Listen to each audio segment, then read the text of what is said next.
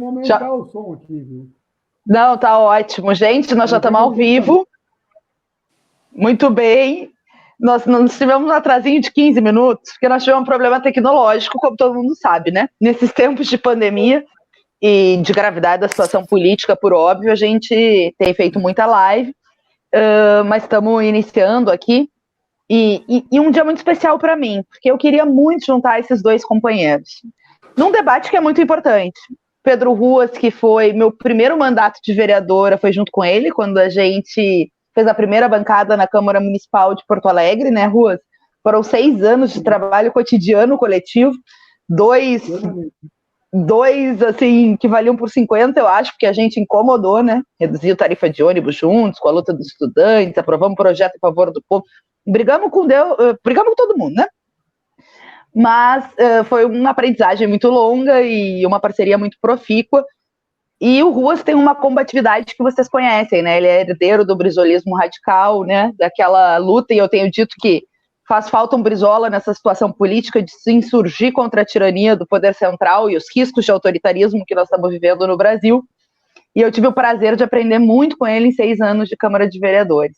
E o meu colega, agora companheiro do primeiro mandato meu de deputada federal, Glauber Braga, que, além de ter muita experiência parlamentar, também é um companheiro muito combativo e com muita clareza da necessidade política do enfrentamento ao autoritarismo, por óbvio, mas também da construção de uma nova esquerda, né? Que não se confunda com o regime político que está apodrecido, que defenda bandeiras históricas em favor da luta do povo. E eu aprendo também todos os dias com o Glauber, já aprendi em 2019, mas agora em 2020 na liderança tem sido uma parceria muito importante.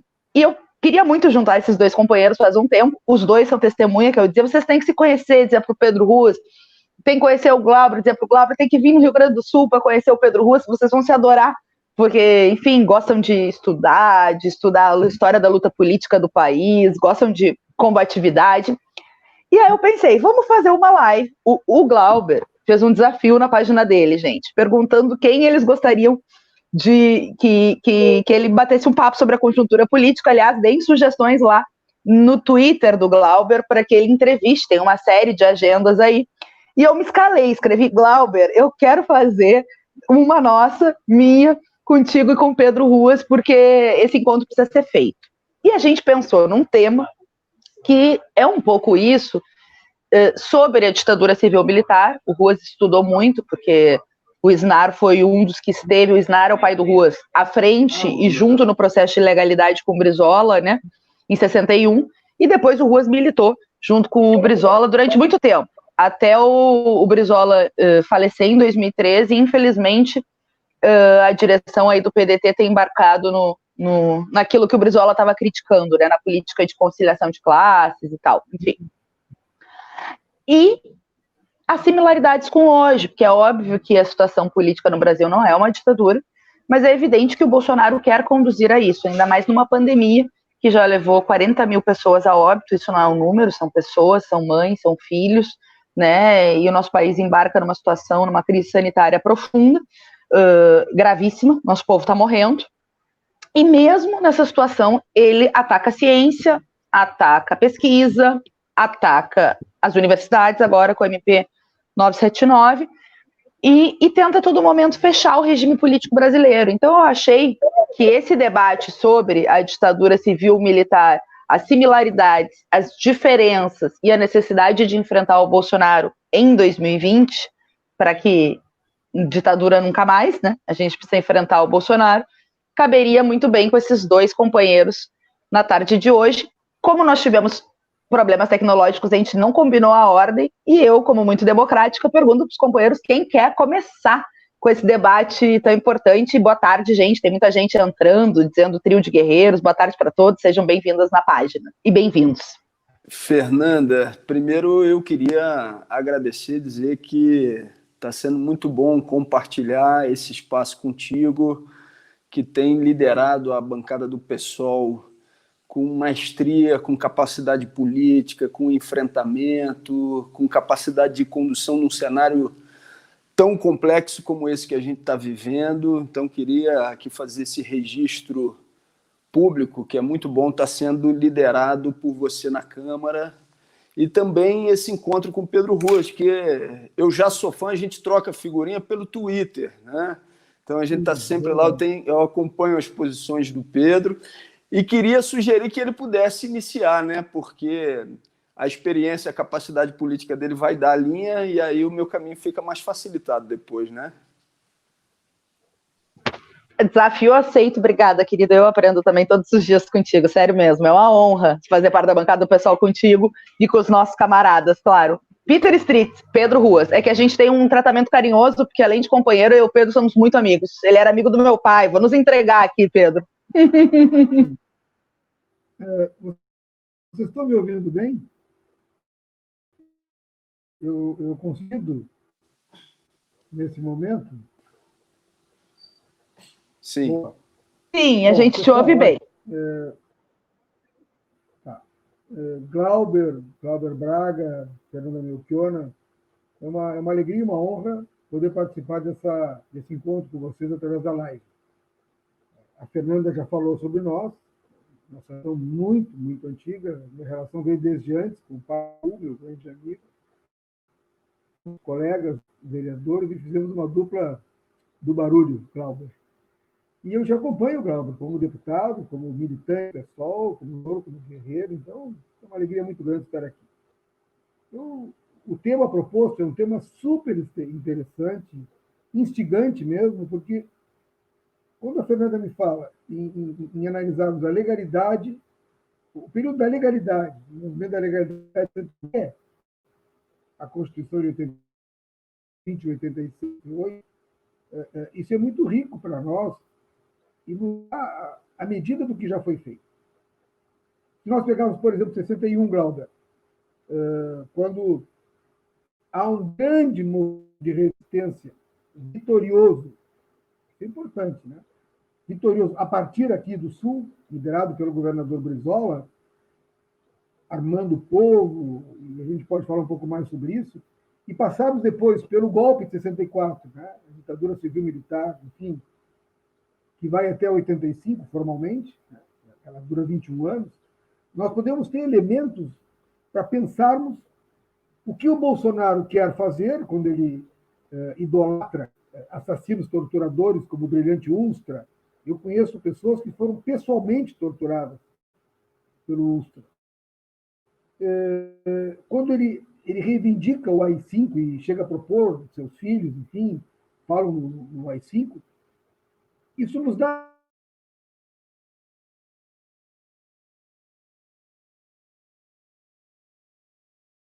Cortou? Caiu? Caiu, me diz o Glauber. Ruas? Pedro Ruas?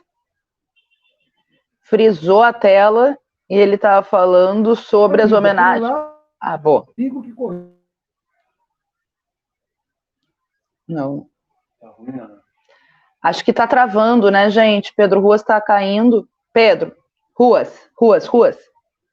Tá cortando. Abre de novo o microfone. Quando tu falou do Brilhante Ustra, da homenagem que o Bolsonaro fez ao Brilhante Ustra, cortou o teu microfone. Acho que caiu a internet. E agora teu microfone está fechado. Abre para nós, vamos ver se segue o problema.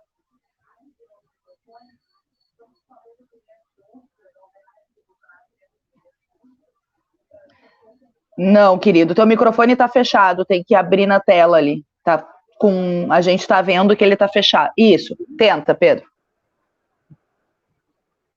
Abriu?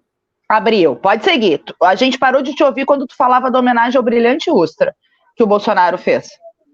Quando o Bolsonaro fez aquela homenagem na votação do impeachment e seguidamente ele faz isso, ele reivindica essas coisas, esses assassinos, torturadores.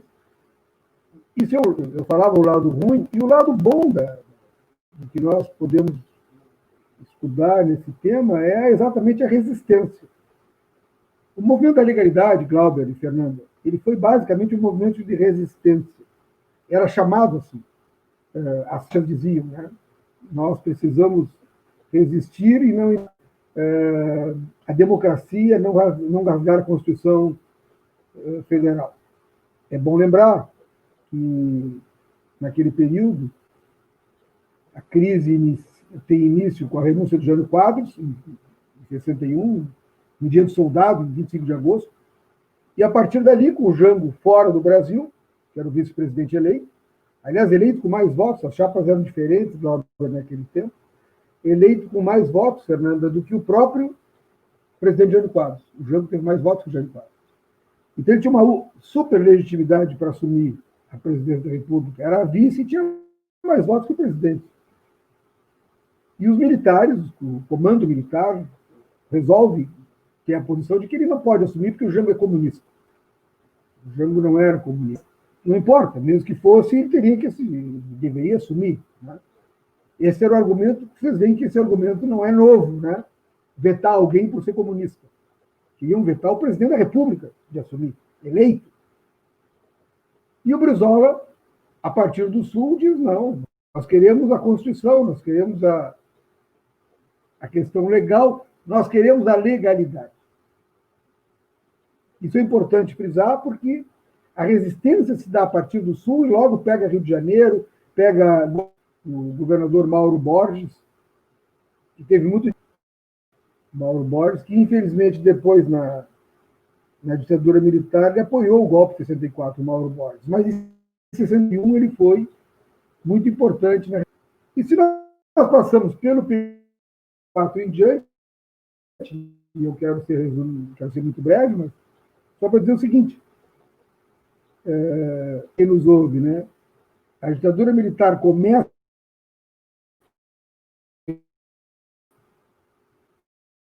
e logo se torna cruel. Logo. Porque ela começa muito violenta. Você vê aqui, na base aérea de Caxias do Sul, o coronel não quis entregar aos golpistas o comando da base aérea e ele foi metralhado, fuzilado, dia 4 de abril de 64, ou seja, 4 dias depois. Ela já era violenta, a ditadura militar. E ela se torna cruel depois quando assume como método de interrogatório a tortura. A tortura, o sequestro, com tortura, com morte, desaparecimento de corpos. Quando se vincula todo esse aparato militar, policial e mais organizações civis, era um cidadão chamado... Aliás, é um filme chamado Cidadão Boylesen. O nome dele era Boylesen, Cláudia. Fernanda e amigas e amigos.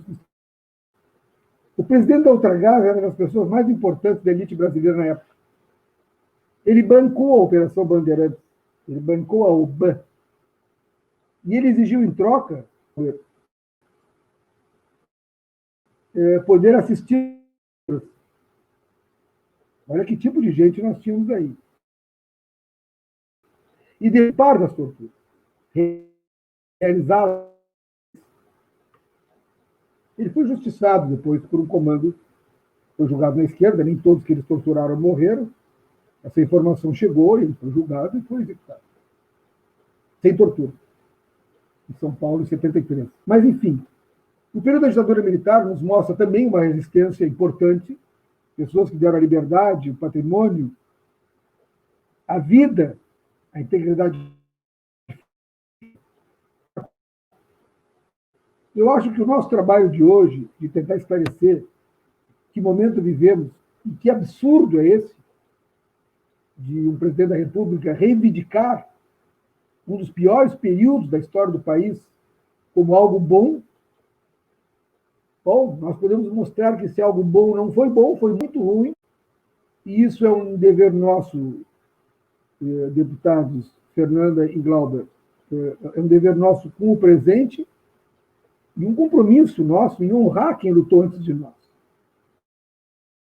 Eu via agora esses dias o prefeito de Londres, e isso diz respeito muito a nós, Fernando, o prefeito de Londres autorizou derrubar todos os monumentos que homenageassem. Mandou derrubar. Na Bélgica também derrubaram, inclusive do imperador Leopoldo, conhecido explorador e genocida de negros, mulheres e homens, crianças, velhos. Enfim. Bem, essas homenagens, eu e a Fernanda tentamos aqui, Glauber, mudar o nome dessa Avenida Castelo Branco para Avenida da Legalidade, para homenagear o movimento da legalidade, que não tem nenhuma homenagem em Porto Alegre. Nenhuma homenagem em Porto Alegre, cidade onde começou a legalidade. Então, há toda uma questão simbólica nisso, né? Nós temos aqui avenidas, no Brasil inteiro, né? Avenidas, escolas, estradas que homenageiam ícones da ditadura militar,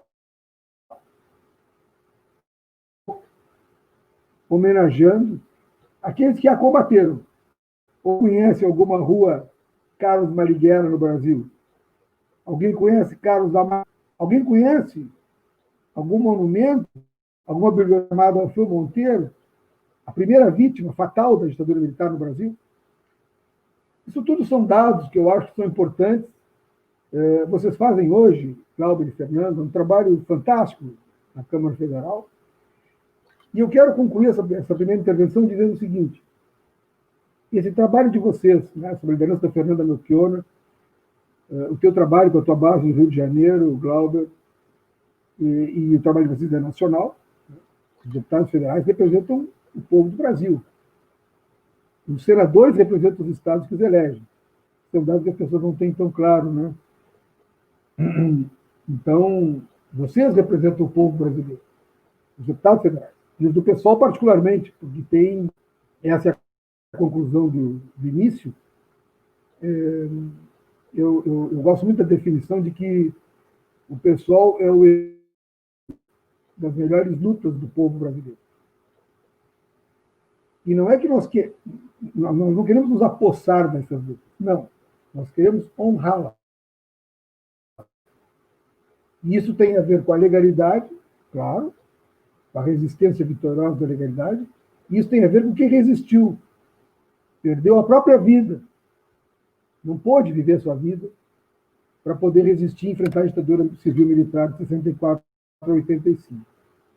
Então, eu queria dizer que é um orgulho grande, né? Ter vocês na Câmara Federal, é uma honra estar no partido, e já são 15 anos de pessoal, que reivindica essas lutas, sendo alguém, na pessoa jurídica do partido, mas, enfim, como sendo alguém que vai levar adiante essas lutas e honrar os seus mártires. E agora a gente tem que ouvir o Glauber, né? Sim, mas tu devia ter contado para ele, antes de passar para ele, que a gente conseguiu, Pedro, a gente aprovou a troca da rua que entra em Porto Alegre, Glauber, é Avenida Castelo Branco. Um absurdo. A gente aprovou trocá-la para legalidade e democracia. Durou 4 anos a lei. Toda vez que eu ouvia na rádio congestionamento na Avenida da Legalidade e da Democracia, me dava um orgulho que tu não tem ideia. Aquilo me acompanhou anos. E a direita, depois do crescimento da extrema-direita no Brasil, conseguiu revogar a nossa lei de forma política, porque não foi jurídico a votação no Tribunal de Justiça, na Justiça, né? Enfim, mas é uma luta que a gente venceu 4 anos e sempre segue no radar. Agora nós temos uma bancada combativa na Câmara, mas vai ter eleições. Claro que nós estamos focados em combater o Covid, é óbvio, mas se tiver eleições eu vou concorrer como pré-candidata a prefeita em Porto Alegre, como prefeita, obviamente, vou querer fazer essas coisas, mas nós também teremos a oportunidade de recolocar o Ruas lá na Câmara dos Vereadores, o que é muito importante para o partido e para Porto Alegre, né? A tua capacidade de luta faz sempre falta no parlamento, em qualquer que seja. E, Glauber, querido, eu queria fazer o vínculo te perguntando como é que tu acha que a ausência de justiça de transição, o Brasil é o único país da América Latina que não fez, né, impacta também na política autoritária do Bolsonaro e na pouca reação, né, em relação à tentativa de fechar o regime, enfim, que ele permanentemente faz. E a minha mãe tá mandando um abraço para os dois. Manda um abração para ela também. Antes até de entrar na tua pergunta, Fernanda, na introdução que você fez e na fala do Pedro, eu estava aqui, primeiro, lembrando que eu sou um filho de 2 brisolistas, né? Minha mãe e meu pai, Saudade e Roberto. e que a primeira campanha eleitoral que eu tenho lembrança, eu sou nascido em 82, foi a campanha de Darcy Ribeiro, naquela eleição para o governo do estado do Rio de Janeiro, que infelizmente, né, com todo o ataque cotidiano que fizeram ao governo Brizola, incluindo já os veículos de comunicação, a gente acabou tendo a eleição no Rio de Janeiro do senhor Moreira Franco, e a gente perdeu a oportunidade de ter um governador como Darcy Ribeiro. Mas a minha primeira lembrança é de criança pegando folheto do Darcy no chão, né? E quando Fernanda estava falando da luta que vocês tiveram para a modificação do nome da avenida, né? Eu estava lembrando que a brisolista, minha mãe também, Fernanda, no município de Nova Friburgo, ela participou primeiro da inauguração, se eu não me engano, do primeiro CIEP na cidade, CIEP que tem o nome de Glauber Rocha, né? E que ela teve, inclusive, a oportunidade, na inauguração do CIEP, falar para a mãe do Glauber, que tinha colocado meu nome em homenagem a ele, mas ela depois, já como prefeita do município de Nova Friburgo, ela colocou o nome do teatro municipal de Teatro Ariano Suassuna. E ela sai da prefeitura no ano de 2008, e você sabe que as elites locais não esperaram nem um ano, né? Em 2009, eles retiraram o nome do teatro de Ariano Suassuna. Ariano que esteve lá, participou da inauguração. Então, a gente sabe que esses movimentos de articulação, a direita nunca deixa de fazer uma disputa simbólica, né? Em relação àquilo que dá estruturação para o atravessamento do povo, né? Essa é uma lição para a gente não pode deixar de fazer o tempo inteiro. E recolhendo aí a tua experiência e a experiência do Pedro, eu estava me lembrando disso. Também no município de Friburgo, uma das principais avenidas ainda é a Avenida Costa e Silva, né? Que a gente possa se articular com o povo e derrubar as estátuas que estão sendo derrubadas no mundo inteiro. E eu, a partir do teu questionamento, Fernanda, me lembro também, e acho que dá para a gente fazer uma conexão com que estrutura o governo de Jair Bolsonaro, né? Quais são as estruturas principais? É claro que não dá para fazer uma avaliação estanque, mas eu acho que dá para ter elementos. Na nossa avaliação, você tem uma primeira estruturação, que é a estrutura da aplicação da agenda ultraliberal, de desmonte do Estado brasileiro no conjunto das suas garantias sociais, para um programa de submissão a interesses que não são os nossos, né? Mais especificamente os interesses do governo dos Estados Unidos nessa aliança de submissão total que o governo de Jair Bolsonaro faz. E isso, claro, remete a 64 também e ao tipo de relação, interesses e lógica que se teve com a ditadura civil-militar e com o golpe, com a interferência e a orientação também do Departamento de Estado, do governo dos Estados Unidos, de uma maneira bem objetiva. E dá para lembrar também e fazer aí um comparativo com o que é, para nós, uma segunda estruturação do governo de Jair Bolsonaro, que é a agenda do Estado penal, policial, punitivo, que também na nossa avaliação, na avaliação do nosso mandato, tinha como uma das estruturas o senhor Sérgio Moro, mas não somente, né? Tem como estruturação também os generais que compõem o primeiro escalão do governo de Jair Bolsonaro, a relação que ele faz diretamente com as polícias, com parte das polícias militares nos estados brasileiros, e essa relação que ainda está subordinada à organização das Forças Armadas, e também o trabalho que ele faz de articulação direta com as milícias, né? Fazendo uma ação que consiga armar aqueles que são os seus aliados numa estratégia própria que segue o que seria também uma orientação olavista, né? O Olavo de Carvalho lança um curso onde ele se coloca à disposição para treinar e formar milhares de policiais no Brasil nesse curso sem pagar, ou seja, procurando dar sustentação de base ideológica ao que é essa força de Bolsonaro na rua, que não passe necessariamente pelas instituições burguesas. Então, acho que dá para fazer um comparativo. Se a gente tivesse tido necessariamente um processo de reflexão e de responsabilização do que foi a representação da tortura e do que foi o golpe militar de 64, muito provavelmente aqueles que hoje se movimentam com tanta liberdade, entre aspas, né?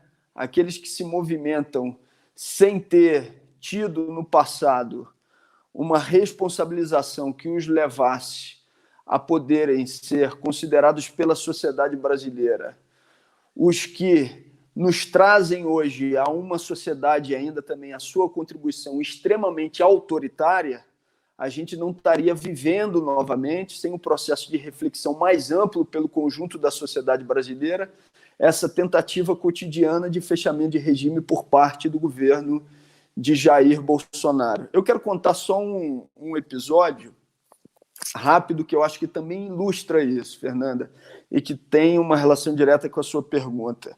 Ainda no governo de Michel Temer, houve um exercício militar na Amazônia brasileira, chamado Amazon Log. E era um exercício que tinha coordenação do Brasil, Peru, Colômbia e as Forças Armadas dos Estados Unidos. E aí eu, na época, liguei para o Ministério da Defesa e fiz a seguinte pergunta. Olha, vocês estão fazendo um exercício militar anunciando que é de caráter humanitário na Amazônia brasileira e vai ter a coordenação e orientação também de representantes das Forças Armadas dos Estados Unidos. Eu gostaria, então, de estar presente, porque eu acho que se eles vão estar aqui, eu acho que vocês não têm problema nenhum com um parlamentar brasileiro também fazendo o acompanhamento dessas ações. E a resposta que eu tive no primeiro momento foi: deputado, a aeronave está cheia, mas se você chegar à Amazônia, a gente vai recebê-lo. Não era nada fácil, né? Chegar à Amazônia brasileira como se isso fosse uma circunstância simples, né? Simplória. Não era, mas acabou que o nosso mandato conseguiu se articular e chegar. E eu fui para esse exercício militar. E o que eu vi lá? Eu vi uma parte significativa e disse para eles que diria isso publicamente, inclusive que eles foram polidos, como são normalmente, vocês sabem disso, né? Nas relações parlamentares normalmente tem um grau de polidez que hoje, né, tem um grau de polidez na reivindicação dos seus próprios interesses, e eles foram polidos, educados. Mas o que eu vi lá foi que eles reivindicavam uma posição nacionalista, mas demonstravam uma grande honra, como se isso estivesse trazendo prestígio ao exercício, a aeronave norte-americana no território brasileiro, numa articulação em conjunto com eles. Eu acho que isso nos traz também, por aí eu termino, uma lição, né?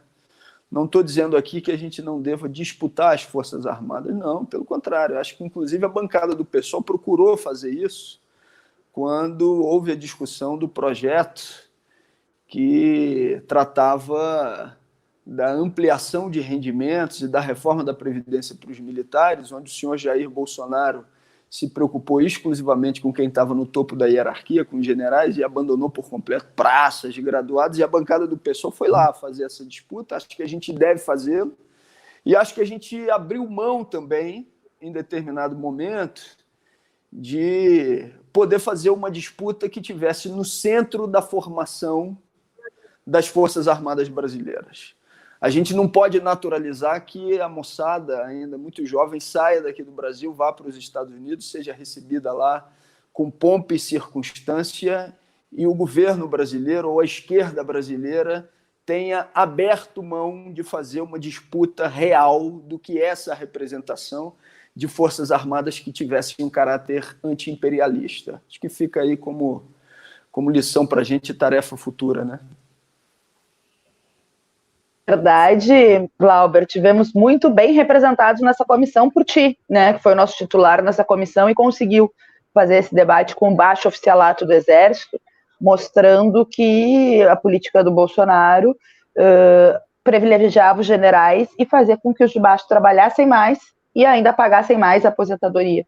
Só que tem muita confusão, né? Com essa confusão que a gente vê no povo, eu também vejo na base, né, das Forças Armadas, talvez até mais, né? Em relação ao Bolsonaro, aí tem o tema da atuação na ditadura civil-militar dentro das Forças Armadas. Os comunistas tinham força antes do golpe dentro do Exército, Aeronáutica, Marinha, foram aposentados ou assassinados, né? Como sargento do caso das mãos amarradas ruas, é o Manuel Raimundo, né? Manuel Raimundo, né? Manuel Raimundo Soares e tal. Mas eu queria perguntar para vocês, porque hoje eu estou só entrevistando, né? Acho que eu não sou muito boa entrevistadora, mas é que eu estou muito feliz, estou muito em casa com meus amigos, eu gosto tanto deles e estou com saudade de ambos, pessoalmente, digamos, né? A gente fala por telefone. Eu vejo assim, hoje o risco no Brasil, eles não querem, o Bolsonaro não quer uma ditadura com tanques na rua, mas ele quer fazer o fechamento do regime político por dentro do regime político, para fazer uma ditadura do capital, que é como é hoje o regime político brasileiro, a gente não pode se iludir, responde ao interesse de classe, que é o da burguesia, né? A maior parte das votações do Congresso, né? Antes da pandemia, na reforma da Previdência, enfim, agenda econômica de interesses da classe dominante, mas ele quer esses interesses da classe dominante com repressão, com impossibilidade de auto-organização do povo. Ele ataca esse setor da burguesia aí que não quer ditadura propriamente dita, mas quer manter os interesses do capital, para que também o povo não possa se auto-organizar por salário, por ampliação do sistema único de saúde, enfim. Então eu fico vendo, assim, ele perde apoio do povo, que ele perdeu muito apoio desde que se elegeu, e cada vez que ele perde apoio do povo, ele faz mais política para sua base da extrema-direita, né? Tentando organizar politicamente, fazendo passeatas inconstitucionais, tentando flertar com o autoritarismo, né? Indicou o PGR para virar o engavetador-geral da República, quer indicar, ele deu uma entrevista hoje, alguém para o Supremo que seja alguém que defenda as ideias dele, então vocês já imaginam o que seria essa indicação dele. Ele quer agora fazer reitores biônicos nas universidades, coisa que só a ditadura fazia. Como é que tu vê isso, Ruas, essa questão da diferença entre 64 e 2020 e essa política autoritária, essa política de fechamento do regime do Bolsonaro? Fernanda, primeiro fazer um registro de que o Glauber foi muito bem aí, boa parte dos nossos problemas de agora, em função, por causa da ausência de justiça. Nós não tivemos justiça de transição no Brasil. A anistia de 79 foi uma autoanistia e, portanto, os militares, as forças policiais, os setores da burguesia e outros tantos ficaram impunes. E isso gerou... Aquilo foi permitido e tem gente que até fica como o Bolsonaro. Eu quero abrir um parênteses aqui, Fernando e Glauber e amigas e amigos, para dizer o seguinte. Na Argentina, por exemplo, aqui ao lado do Rio Grande do Sul, ao lado do sul do Brasil, se alguém reivindica a ditadura militar, pode pegar uma pena de 8 a 15 anos de cadeia. Na Argentina, aqui ao lado. No Uruguai não é diferente. Então, eu não sei as penas no Uruguai. Então, por mais divergências que existam entre os setores que hoje, em 2020, disputam o poder, ou em 2019, ou 2021, 2022, por mais que haja confronto, ninguém reivindica a ditadura.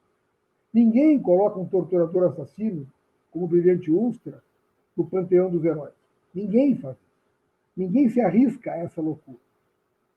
A ausência da justiça de transição nos leva a essa situação, onde o maior mandatário do país, o presidente da República, faz esse tipo de ataque. Ruas, desculpa te interromper, mas o pessoal está pedindo aqui para explicar o que seria justiça de transição, né? O conceito de justiça de transição, enfim, seria legal. Estão pedindo aqui na página. É importante, porque eu vou pegar, por exemplo, o exemplo da África do Sul, que as pessoas conseguem mais claramente ver. Quando houve o fim do apartheid, ou seja, o fim da supremacia legal dentro da lei nacional branca sobre os negros, houve um período em que foram julgados os crimes contra o povo negro. A isso se chama justiça de transição. Houve, será julgado. Para tu passares para um regime democrático, no caso do Brasil, nós teremos que julgar os crimes cometidos pela ditadura militar, ou seja, crimes cometidos pelo Estado. Lembrem que os veículos que a repressão usava, a gasolina dos veículos, as armas, a munição das armas, isso era pago com impostos da sociedade. Então, os crimes de Estado, eles não prescrevem. São crimes contra a humanidade. Mas eles têm que ser julgados. E no Brasil não foram. Isso é justiça de transição. Para nós passarmos de um regime autoritário, de uma ditadura, para uma democracia, há necessidade de julgar o que houve. Foram inúmeros crimes gravíssimos. A comissão dos familiares de mortos e desaparecidos continua procurando corpos.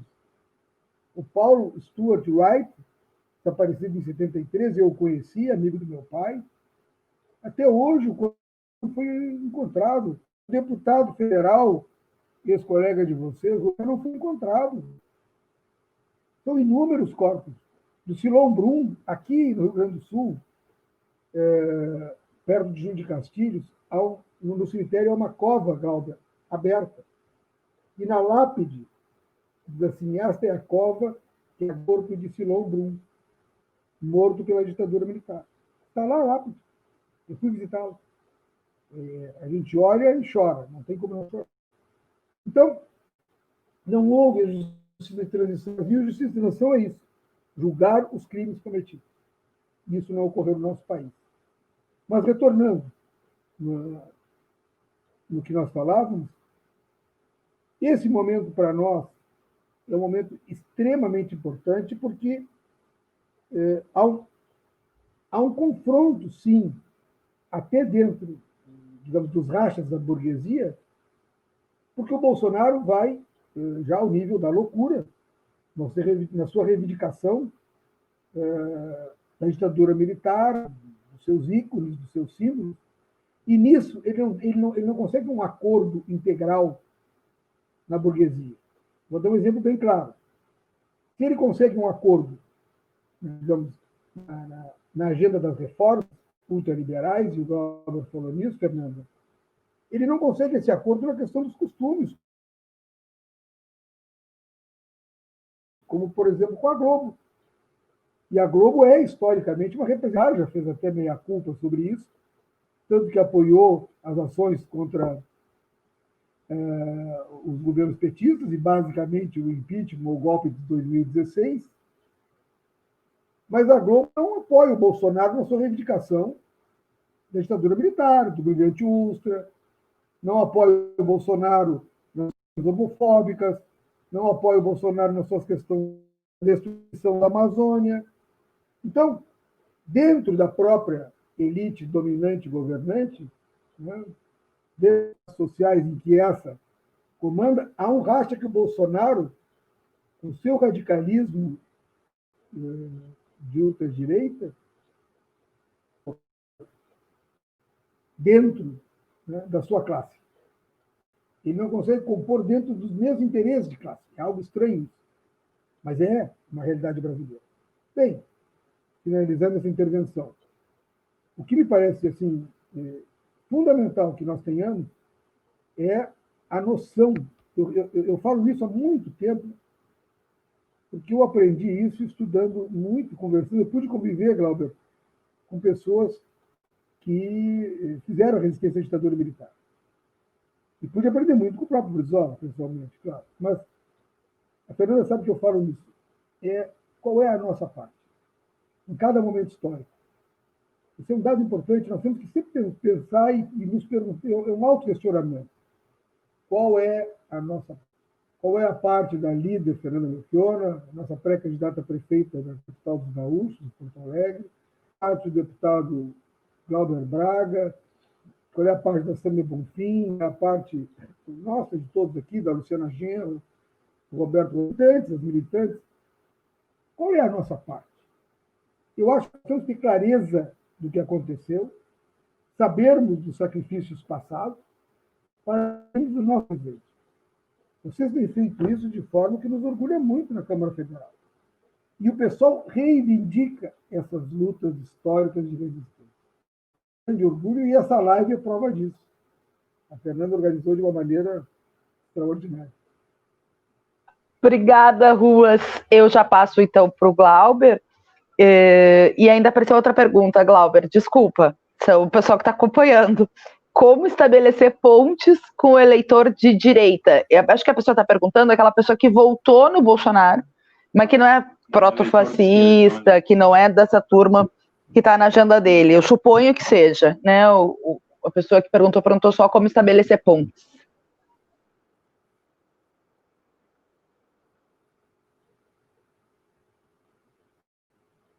Tá mudo, meu amigo. Ele não está conseguindo abrir, eu acho.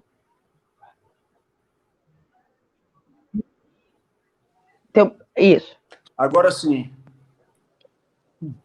Fernanda, então, primeiro te dizer que eu tive um problema no áudio e eu não consegui ouvir o nosso mestre Ruas. Te peço desculpas, mestre, que eu não ouvi mesmo. Um dia desse a gente teve uma live, né? E alguns companheiros nossos discordaram num ponto, né? Então teve uma pequena crise ao vivo e também houve uma falha no meu áudio, né? E aí eu no final disse, olha, desculpe porque eu não ouvi a última parte do áudio. Depois os meus amigos ficaram me sacaneando, dizendo que era conversa minha, que eu tinha ouvido tudo que eles tinham dito, mas eu não queria me posicionar naquela história, então eu disse que o áudio não tinha acontecido. Não foi verdade. Naquele faltou e hoje faltou também. Hoje mais ainda, porque eu tenho certeza que do que o mestre Ruas falou, teria muito mais, ou a completa convergência, e eu teria a possibilidade de aprender muito. Mas eu fiquei aqui com uma dificuldade em relação ao áudio. Só estou conseguindo te ouvir, Fernanda. O Pedro Ruas, para mim, está sem áudio desde a sua última intervenção. Então, como é que se faz a disputa daqueles que são a representação de um eleitor que não dialoga diretamente com o nosso campo, com a esquerda? Eu estou muito na linha do Safatli, né? Assim, Safatli, ele tem dito que Bolsonaro trabalha para fazer com que aqueles que têm simpatia pelo seu governo, de 20% a 30%, se transformem em militantes fascistas. E que é uma tarefa da esquerda, então, em primeiro lugar, fazer que aqueles que rejeitam o governo Bolsonaro, que a gente está falando de aproximadamente 40% da sociedade brasileira, possam se converter em militantes antifascistas com a capacidade de defender um projeto de esquerda, né? Porque, inclusive, quando você ganha essa capacidade, você tem mais força para o enfrentamento ao fascismo bolsonarista. Mas, para além disso, eu acho que a gente tem que conseguir fazer uma interpretação que divida o que é o líder dos aparatos e dos instrumentos de poder do lado de lá e aqueles que possam seguir esses líderes, mesmo que seja de maneira circunstancial. Acho que a gente tem que ter a compreensão de que Silas Malafaia tem que ser combatido, mas o seu seguidor precisa ser disputado. Que Moro precisa ser combatido, mas que o seu seguidor, em algum momento, por algum motivo tenha se encantado com o Moro, precisa ser disputado. E, ao mesmo tempo, aqueles que votaram em Bolsonaro na última eleição. Bolsonaro precisa ser combatido. Mas aquele que circunstancialmente tenha votado em Bolsonaro na última eleição, se não é um militante organizado, que está estruturando as fileiras fascistas, a gente precisa disputar, né? Esse não é um movimento fácil, mas eu acho que é um movimento mais do que necessário, porque senão a gente não ganha maioria social. Agora, não adianta só também a gente dizer temos que fazer isso. Como fazer, né? Como fazer? E aí eu também queria ilustrar com uma história. Em uma das campanhas eleitorais que eu enfrentei, o Silas Malafaia gravou 2 vídeos dizendo por que o povo não tinha que votar em mim. E com aquelas mentiras já conhecidas, que a gente já sabe como é que eles fazem. Ele dizia, esse Glauber quer erotizar as crianças nas escolas, quer fazer com que nas unidades escolares seu filho possa ter o tipo de ensino que você, como família... Toda aquela cartilhinha deles que a gente já conhece. E aí, no dia da eleição, eu cheguei numa comunidade chamada Santa Bernadette e fui cumprimentar uma senhora que estava saindo da zona eleitoral. E aí eu perguntei para ela, cumprimentar posso, né? Porque mesmo no dia da eleição, cumprimentar não é crime, né? Aí ela virou para mim, Rose, e disse o seguinte, pode e honre o meu voto, porque eu votei em você, apesar da orientação contrária do meu pastor Silas. Ela furou uma barreira.